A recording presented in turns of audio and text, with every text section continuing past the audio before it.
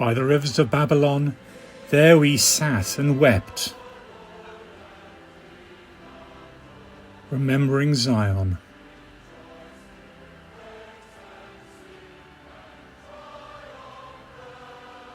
On the poplars that grew there, we hung up our harps. For it was there that they asked us,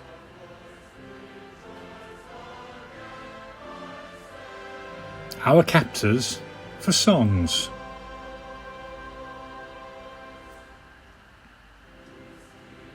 Our oppressors, for joy.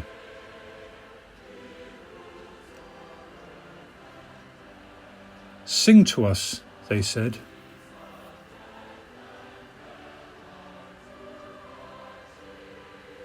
One of Zion's songs.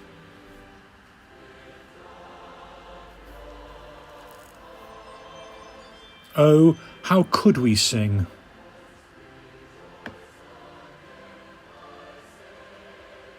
The song of the Lord on alien soil.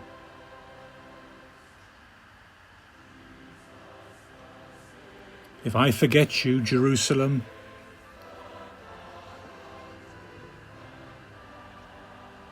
let my hand wither.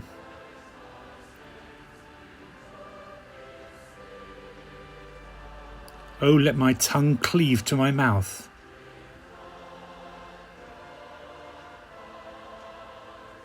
If I remember you not.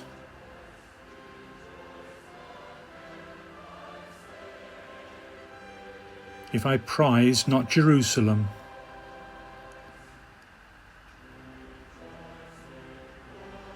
Above all my joys.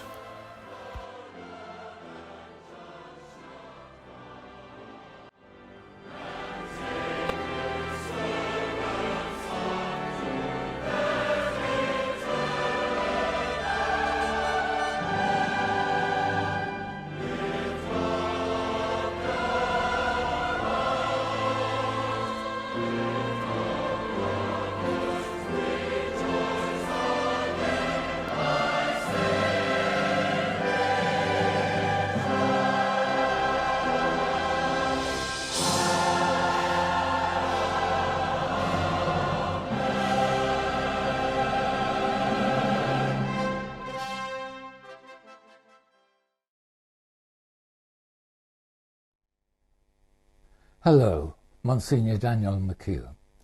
My reflection for the Fourth Week of Lent. Rejoice. God sent his Son into the world, not to condemn the world, but so that through him the world might be saved. This weekend, our Archbishop, Bernard Longley, is sending us a pastoral letter.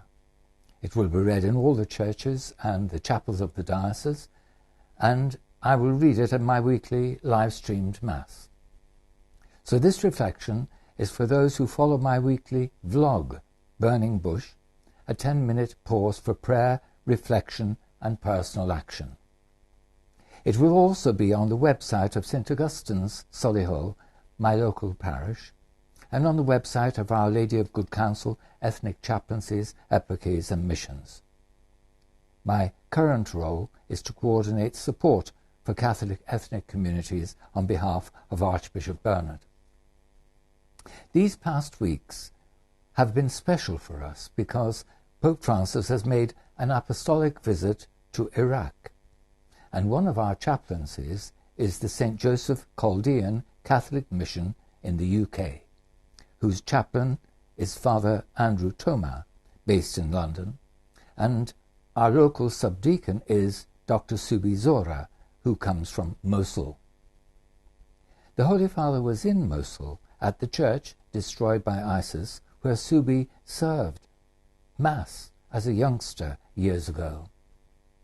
You can imagine the Holy Father's visit, 5th to 8th of March, was very moving for the Chaldean Catholic community based in the UK, as they watched the visit unfold.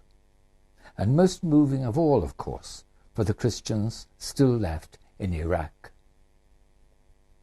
I want to reflect briefly on the visit of Pope Francis in the light of the scripture readings for Laetare, Rejoice Sunday.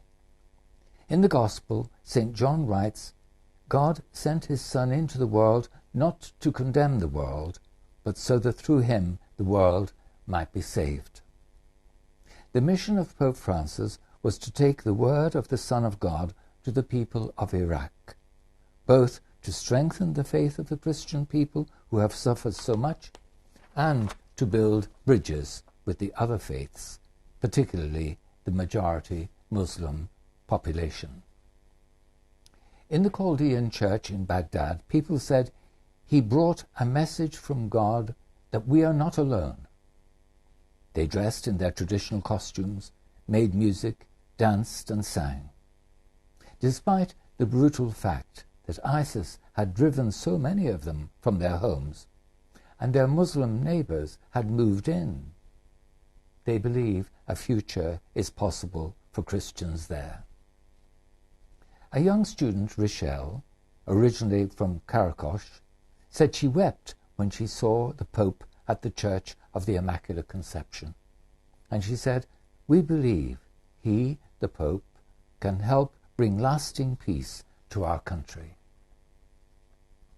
It is evident from an insider account from a journalist travelling with the Pope, my friend of many years, Gerard O'Connell, in a podcast for America magazine, that the people of Iraq are longing for peace, and all of them, of all faiths, look to the Pope's person and his words as prophetic, a man of God for all. The second aspect I want to note from the visit of Pope Francis is his reaching out, especially to the Muslims. The meeting with Ayatollah Sistani was most significant for the future. We saw very little of it on TV here, so I was glad to hear it lasted longer than planned and was so fruitful. The Holy Father said of the Ayatollah, he is a missionary of light. Sistani spoke of the need for Christians to be treated with justice and fairness. The two leaders shaking hands at the end of the meeting was the message that led the government of Iraq to declare a holiday on the 6th of March every year. But the Holy Father was also forthright in the interreligious prayer meeting at Ur, the birthplace of Abraham, where he took the message of fraternity from his new encyclical Fratelli Tutti, that as a people of faith in one God, we must work together for peace, justice, and reconciliation. He said, we have to come together. Peace means a future. Gerard O'Connell was asked what impact the apostolic visit would have. He said, we are a power of prayer and faith, and we are already seeing the fruit of it. This week we rejoice because the light of Christ has come into the world, as St. John says in the Gospel. And we thank God for Pope Francis, who has shone that light for us all to see in the land where our faith has been lived and proclaimed from the very first century of the Christian era.